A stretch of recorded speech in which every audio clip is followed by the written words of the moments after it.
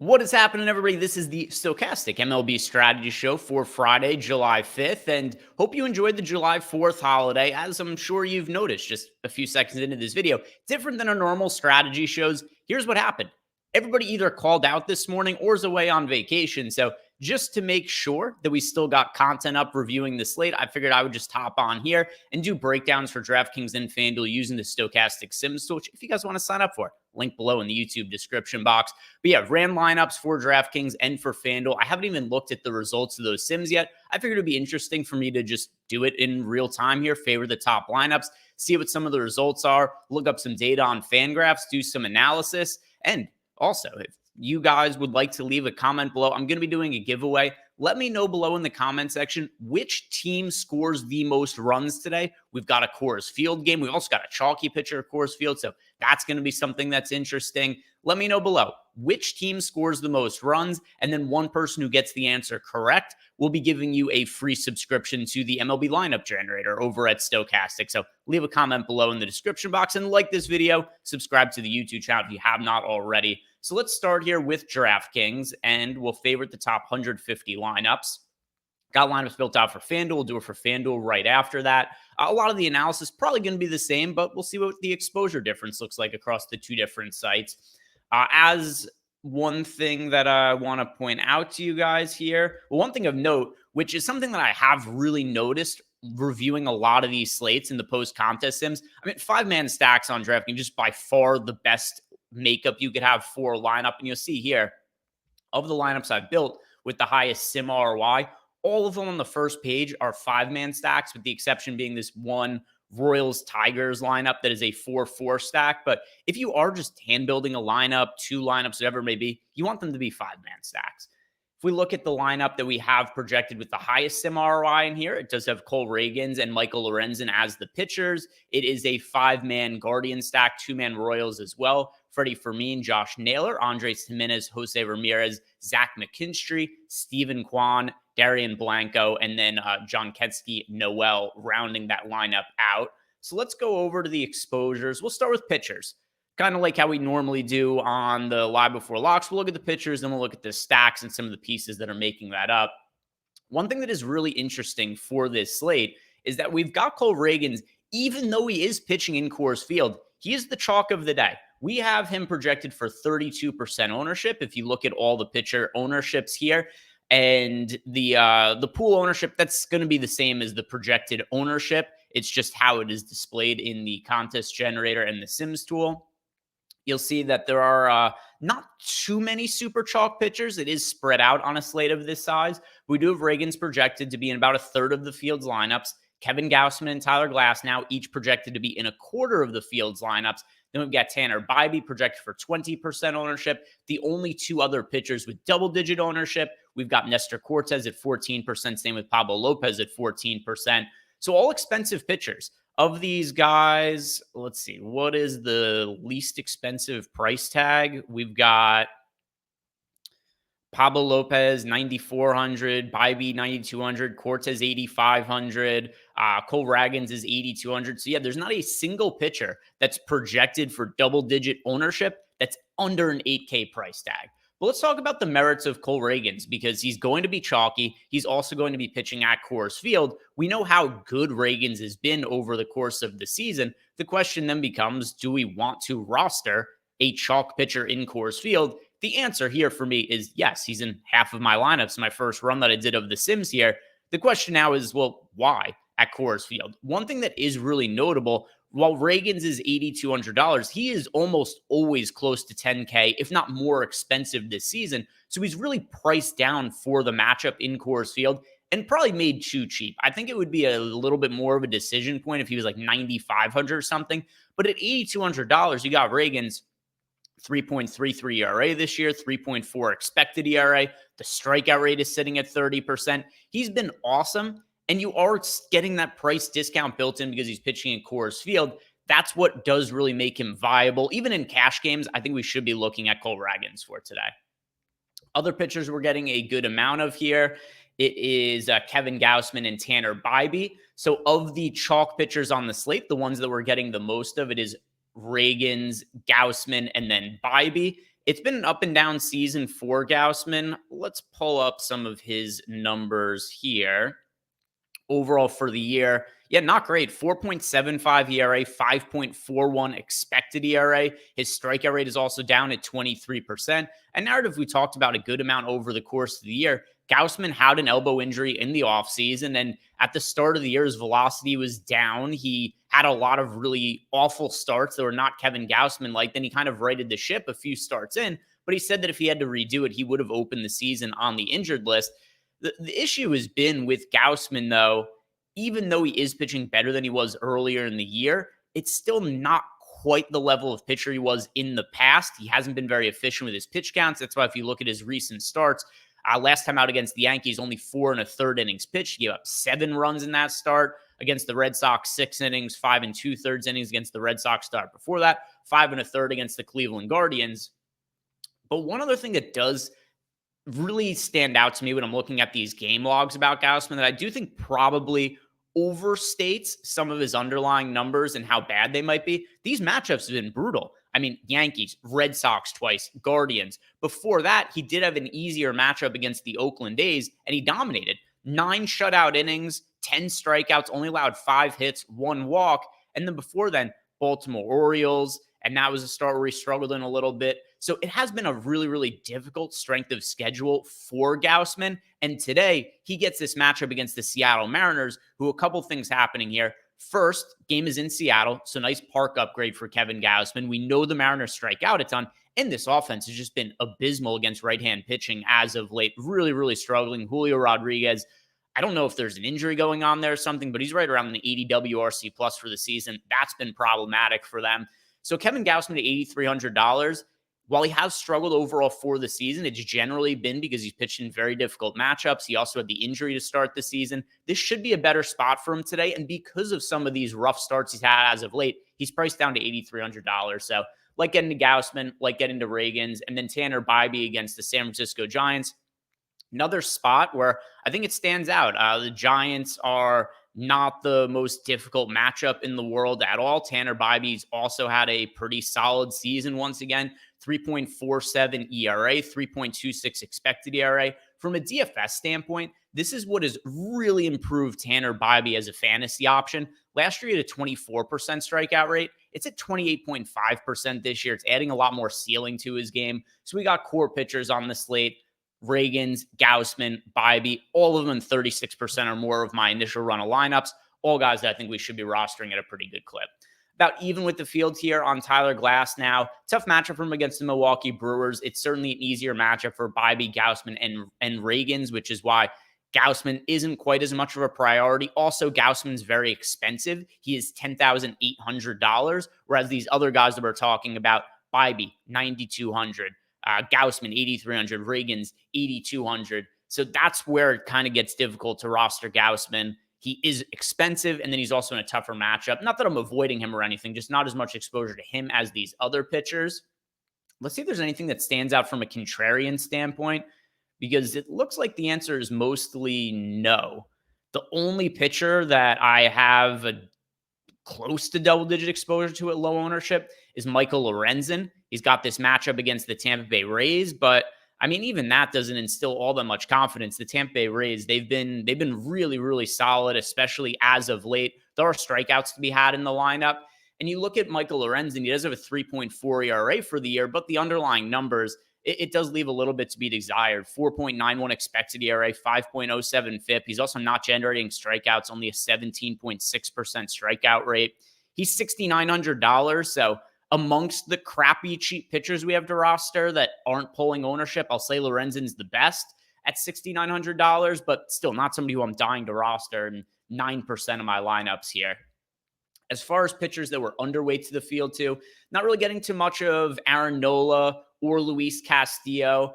Neither of them expected to be crazy popular, right around 10% owned, but just pitchers who I don't think stack up quite as well to the guys like Reagans, Gausman, or Bybee. And then also Aaron Nola is $8,800. Max Fried is $9,100. So each of them are about $1,000 more expensive than Gausman and Reagans as well. And those are pitchers who are projecting better. If you look at our fantasy point projection, Bybee at 19.28 fantasy points, Reagan's at 18.88. And then we've got Gaussman at 18.17. So then you got Fried here, 16.16, Nola at 15.72, and at a more expensive price point, while also Aaron Nola on the road in Atlanta, and then obviously teams playing each other. So Max Fried pitching against the Phillies, just tougher matchups for these guys than what we're seeing from some of the other pitchers. And then Luis Castillo here, just 15.73 fantasy points for us, going up against the Toronto Blue Jays offense that also has been quite a bit better as of late. So nothing that I'm really dying to roster at pitcher for lower ownership. A little bit of a chalk donkey for me, but I do think this is what makes the most sense at pitcher here. Let's look at some of the stacks that we're getting the most exposure to. I'll sort by the 5-man stacks here on DraftKings. And actually surprised to see how much of the Detroit Tigers it is that I'm getting to. They are popular against Carson Spears. The Tigers are projected for the most ownership on the slate. We only have 2 teams projected for double-digit ownership. That is the Detroit Tigers as well as the Kansas City Royals. Royals actually I'm coming a little bit underweight to the field on, with them playing at Coors Field. And then we've got the Detroit Tigers, the chalky stack that I am a little bit heavier on. What really dictates this, the price points are so cheap on the Tigers that you could build 5-man stacks of Detroit and then do it really with whatever else you want in the lineup. You could spend up at pitchers. You could have a secondary stack of, say, the Kansas City Royals they are spending up for. And you got a matchup against Carson Spears, who hasn't pitched poorly this year. He's actually pitched quite well, but is not somebody I really buy into. He is 26 years old. This is not somebody who's a ranked prospect in the past. And he also struggled in the minor leagues at times. Last year when he got called up to the big leagues, he only pitched 13 innings, so not all that much data we have on him there. But one thing when we don't have a lot of information on pitchers that I do tend to lean on a good amount is what some of the season-long projection sites say about these pitchers, and all of them are pretty low on Carson Spears. Depth Charts has him projected for a 4.85 ERA the rest of the season. Steamer 4.77. Zips 4.92. The Bat 4.91. So you see really every single projection site is looking at this guy's minor league numbers and saying, this is a guy who should have an ERA right around 5. And that's despite the fact that he's projected by most of these sites to be a reliever primarily for the rest of the season, where you'd expect him to be more effective. So as a starter, we're looking at a guy who's probably expected to have about a 5 ERA. Detroit Tigers, not the best offense in the world, but they are very cheap. And it's not like they're the worst offense in the MLB or anything like that either. So Tigers, really, really like them for salary savings. We talk about the Kansas City Royals here. I mean, it's the Royals at Coors Field. They are projected for over 12% ownership as a 5-man stack, and I have them in 11% of lineups, which does technically currently have them a little bit underweight as far as my lineups are concerned. But still, it's a team we're going to be wanting to get some exposure to at the very least. Kyle Freeland was effective a few years ago pitching at Coors Field. That's just not been the case over the last couple of years. Last year, he had a 5.03 ERA, a 5.7 expected ERA. This year, he's a 7.94 ERA and a 5.35 expected ERA. He actually has increased his velocity from last year. It just hasn't led to any kind of better results. So certainly picking on him at Coors Field is a way that I'm going to be wanting to go with some of my lineups. And then the Yankees going up against the Boston Red Sox and Tanner Houck. The Yankees offense is not pulling much ownership today, which makes sense. Tanner Houck has been a Cy Young candidate. It's very rare that you can get the Yankees at just 3% projected ownership, especially when they're at home. And outside of the top hitters in the Yankees lineup, like Soto and Judge, it's not an overly expensive lineup. The real concern here is just going to be, all right, do we want to roster a somewhat expensive New York Yankees team, especially the top hitters, against Tanner Houck, who overall for the season has a 2.67 ERA. I think we're going to see regression from Tanner Houck going forward. Well, he does have a 2.67 ERA. He has a 3.68 expected ERA. And we have already started to see in some of the recent starts for Tanner Houck some regression. His last time out against the San Diego Padres, he only pitched 4 1/3 innings, only struck out 4 hitters. He allowed 3 homers. He went into that start only having allowed 2 homers for the entire season, and then he allowed 3 homers, gave up 8 runs. That is now 4 starts in a row that Tanner Houck has allowed at least 3 runs. Before that, he had only allowed 3 runs in 4 starts the entire season. So some regression starting to set in for Tanner Houck, which I think he was pitching over his head at the start of the season. But then also, I think that you just had a pitcher who had made some alterations to his pitch mix, and teams were maybe not as prepared for it at the start of the season. And now they've gotten a few looks at him. It does seem like Tanner Houck not finding quite the same success. And the strikeout rate's been way down for him as well. In his last few starts here, you'll see his strikeouts. He has 21 strikeouts across his last 4 starts in total. So he's struggling to get swing and misses as of late. He's also showing some power issues considering he gave up 3 homers in his last start. It's kind of bad form to be in when you're going to be pitching at Yankee Stadium against the Yankees offense, and we're getting them at low ownership. So this is a contrarian offense I like getting on. You'll see here only projected for, 3% ownership as a team overall as a stack. So I'm liking the New York Yankees as a contrarian stack. Anything else that's standing out here? Some Cleveland Guardians exposure. They are in nearly 10% of my lineups. If we look at the top stacks tool, yeah, this is one of the more positively leveraged teams. They're going up against Spencer Bevins. Let's see what information we could pull up about Spencer Bevins. So Spencer Bevins is now pitched a total of 14 innings. He's going to be starting today. How many innings did he go in his last start? All right, so stretched out. Bevins is transitioning from a reliever to a starter, but he was able to make it through 5 innings in his last start. So I don't think we should be looking at this as a bullpen game that the Guardians are going to be going up against. And then if we look at some of the other information here on Bevins, he has, just 14 big league innings, so not much to pull from there. In the minor leagues this year, also only pitched as a reliever, so he had a 2.81 ERA in AAA this year, but he did have a 4.35 FIP, and once again, this is working as a relief pitcher. Let's go ahead and look at some of those projection numbers again on him as being somebody that we don't have a lot of data on from full season projections. Depth charts, 4.92 ERA, Zips, 5.38 ERA, the bat a little bit higher on 4.37 ERA the rest of the year. So a little bit of a mixed bag in terms of projections on this guy. But overall, this is somebody who nobody's projecting to be great. And in more projection models than not, somebody who's expected to be weak for the remainder of the season. And yeah, I mean, this guy is 30 years old as a non-ranked prospect. There's a reason that he's 30 years old with only 14 innings pitched at the big league level. And then if we look at the top stacks tool, Guardians projected for 4% ownership as a team, 7% chance being the top scoring team overall. So if we do look at the teams that are not projected for double-digit ownership, Royals, they were at 12% ownership, Tigers 13% ownership as a team. Each of them also have top stack odds north of 10%. The best team outside of those in terms of top stack odds is the Cleveland Guardians for us. 7% chance relative to that 4% ownership. And then the Yankees are 4th best. 7% top stack odds at 3% ownership. So those are the contrarian stacks that I like, the Cleveland Guardians as well as the New York Yankees. Now, if we go and look at the individual position exposures, see what we're getting to the most at catcher.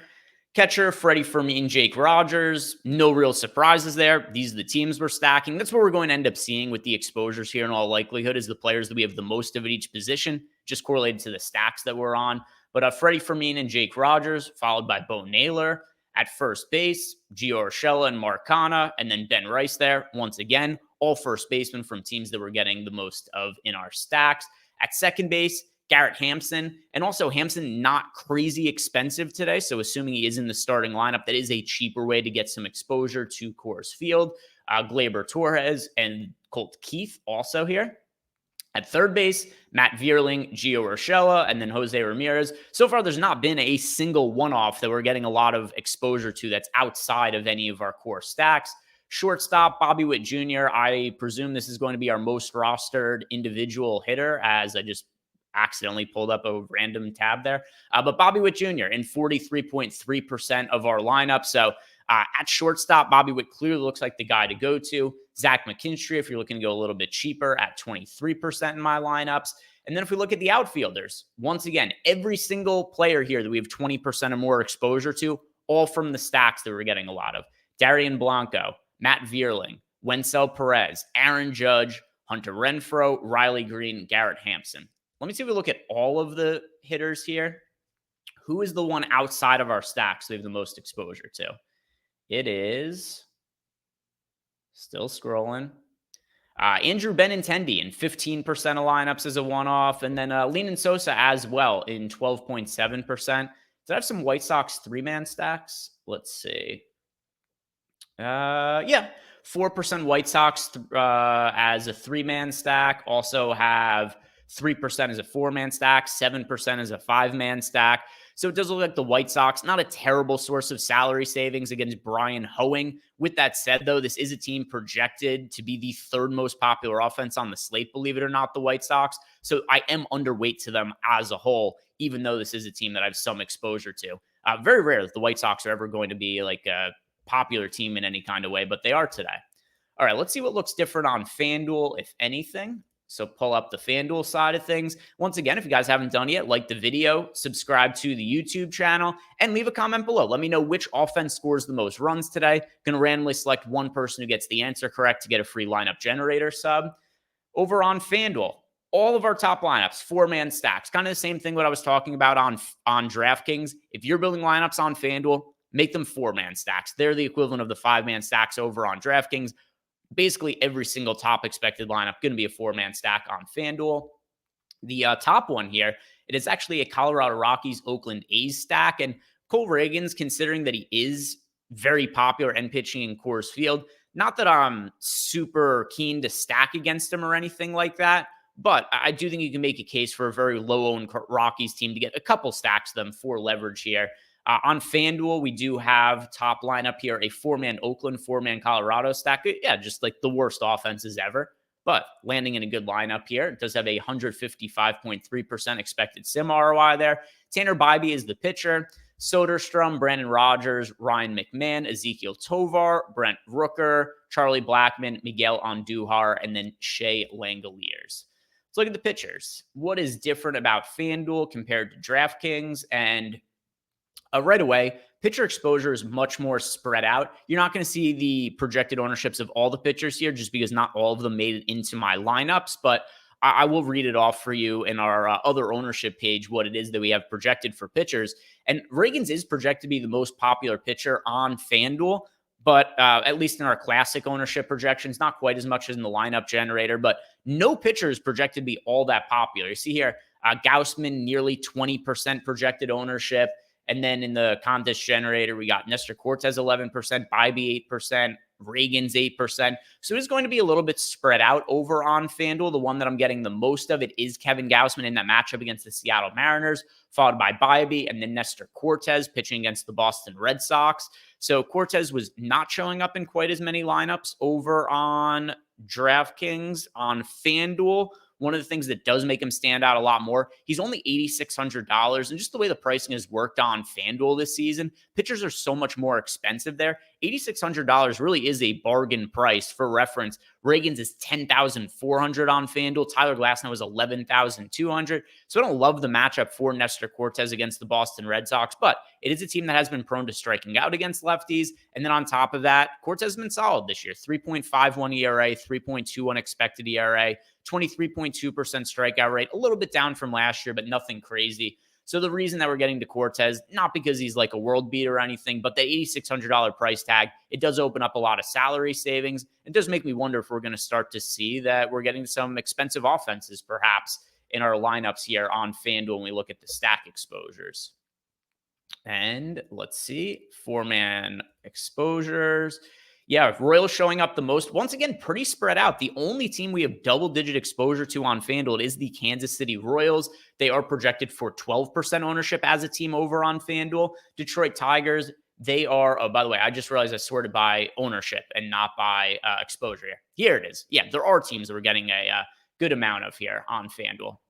That's the reason it was so spread out, because I did sorted by ownership like an idiot instead of my exposures. But anyway, the Kansas City Royals showing up in 5% of lineup. So not getting a ton of the Royals actually over on FanDuel. They are expected to be the most popular team paired with the Detroit Tigers. So we got Royals 12% ownership, Tigers 13%. So the most expensive cheap option is the Tigers. The most expensive pay up option is the Royals on FanDuel. And you'll see here that we're getting underweight to the Royals. And then the Tigers, just like over on DraftKings, we are coming in overweight to them. And you'll see how similar our lineups look on FanDuel relative to DraftKings. The one exception being that we're underweight to the Royals as opposed to about even with the field, but overweight to the Guardians as a contrarian stack. Guardians only projected for 7% ownership. The Yankees are only projected for 3% ownership as a team over on FanDuel. So same deal. Guardians, Yankees, these look like the contrarian stacks. Yankees the one I have the biggest stand on overall for the slate. I really, really like getting overweight to the Yankees. I mean, 3% ownership on FanDuel and DraftKings against Tanner Houck, who has been showing some signs of regression as of late. I like getting overweight to the Yankees on both sites here. Tigers, once again, showing up for value. And then the White Sox, they are not quite as popular on FanDuel as they are on DraftKings. So as a source of salary savings, we could look at the Chicago White Sox and not be quite as concerned about what the ownership is on the FanDuel side of things. If we look at the individual positions, same as we did over on DraftKings, the players with catcher eligibility we get the most of, and you don't have to roster a catcher on FanDuel, so oftentimes this ends up being lower exposure, but David Fry in 17% of lineups. He also has the first base and outfield eligibility. At first base, Josh Naylor, Mark Canha, and once again, same sort of deal. All the players we get the most exposure to very much correlated to the stacks we have the most of.